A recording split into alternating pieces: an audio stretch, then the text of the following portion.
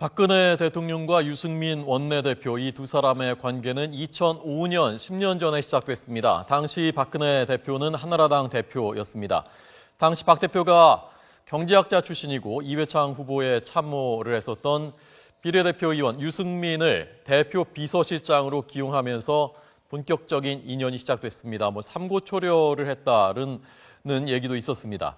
유승민 당시 비서실장은 곧바로 두터운 신임을 받으면서 측근 중에 측근으로 지목됐었습니다. 사무총장에는 국회 재경위원장으로 삼선인 김무성 의원이 임명됐습니다. 대표 비서실장에는 유승민 의원이 기용됐으며 세대 간의 중간에 서서 그리고 당내 제세력 간의 중간에 서서 아무 사심 없이 오로지 정권 창출을 위해서 이번 당직 개편은 박근혜 대표의 실질적 2기 체제 출범으로 박 대표 체제가 한층 강화됐다는 평가입니다. 또 전문성을 갖춘 박세일, 유승민 의원 등을 전진 배치하는 등 실무형 인사라는 분석도 가능합니다. 한나라당 박근혜 대표도 유승민 비서실장을 통해 난을 보내고 쾌유를 빌었습니다. 박 대표께서 하루빨리 좀 쾌유를 하시길 바란다. 이렇게 좀 전해드리고 경과가 빨리 좀 좋아지길 바랍니다. 네, 저 때로부터 두 달 뒤 같은 해 10월 2005년 10월에 비례대표 의원으로서는 여권으로서는 따놓은 당상이라고 할 수 있는 대구 재보선에 공천까지 받으면서 특혜라는 말까지 들을 정도였습니다. 그런 은혜의 보답이라도 하듯이 2007년 이명박, 박근혜 두 후보 간의 대선 후보 경선 때 유승민 의원은 박근혜 캠프의 최선봉에 섰습니다. 보시죠. 박근혜 대표 비서실장 출신인 한나라당 유승민 후보는 노무현 정권 중간평가론을 내세우며 정권 교체의 초석을 놓아달라고 호소합니다. 이번 선거가 바로 정권을 되찾아오는 시작이 될 것입니다. 그런 각오로 임하겠습니다. 옵셔널 벤처스하고 전혀 관계없다던 이명박 후보께서 어떻게 옵셔널 벤처스 계좌에 본인의 돈 35억을 보냈느냐.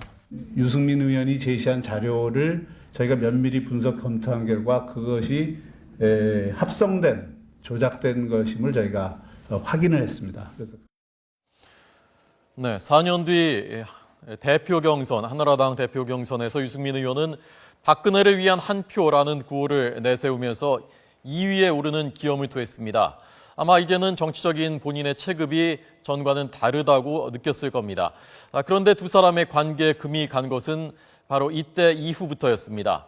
2012년 이제 대선을 1년 앞두고 대세론 형성하고 있었던 박근혜 전 대표는 조기 등판, 빨리 당의 전면에 나서는 것을 원치 않았었는데 유승민 의원이 단독 행동을 결행하면서 좀 이렇게 스텝이 꼬이기 시작한 것입니다. 보시죠. 친박근혜 계열인 유승민 최고위원이 가장 먼저 당 지도부에서 물러났습니다. 유승민 최고위원은 지난 10월 서울시장 선거 패배 이후 사퇴를 고민해오다 선관위 디도스 공격 파문 이후 당의 무기력한 대처에 책임을 느끼고 사퇴를 결심했다고 말했습니다. 지도부의 한 사람으로서 존망의 위기에 처한 당을 구하지 못한 책임을 지고 물러납니다. 한나라당에 대한 국민 여러분의 절망과 분노 앞에 참담한 마음으로 저희들의 잘못을 사죄드립니다. 뒤이어 원희룡, 남경필 두 최고위원도 잇따라 회견을 열고 사퇴를 발표했습니다. 네, 결국 이렇게 되면서 홍준표 당시 대표 체제가 붕괴됐고 박근혜 전 대표가 비상대책위원장을 타이로 맡게 되면서 총선 승리를 이끌었습니다. 결과는 좋았죠. 그러나 자신의 뜻과는 다르게 행동한 유승민 의원한테는 배신감을 느끼기 시작한 것으로 보입니다. 2012년 대선 때 유승민 의원은 핵심적인 역할을 하지 못하고 겉돌았고 그러나 올해 초에 자력으로 친박 이주영 후보를 누르고 원내대표에 당선됐고 이 두 사람은 어색한 만남을 갖게 됩니다. 보시죠. 박 대통령은 먼저 유승민 원내대표와 원유철 정책위의장에게 축하의 말을 전하고 당과 정부, 청와대의 협력을 강조했습니다. 여러 가지 일들을 한번 체제를 잘 갖춰서 삼위일체가 돼서 함께 뛸 수 있는 그런 또 좋은 계기가 되지 않을까 그렇게 생각을 합니다. 경제 활성화 관련 법안은 그건 대통령님께서 결정하시는 대로 저희들이 최선 다하겠습니다.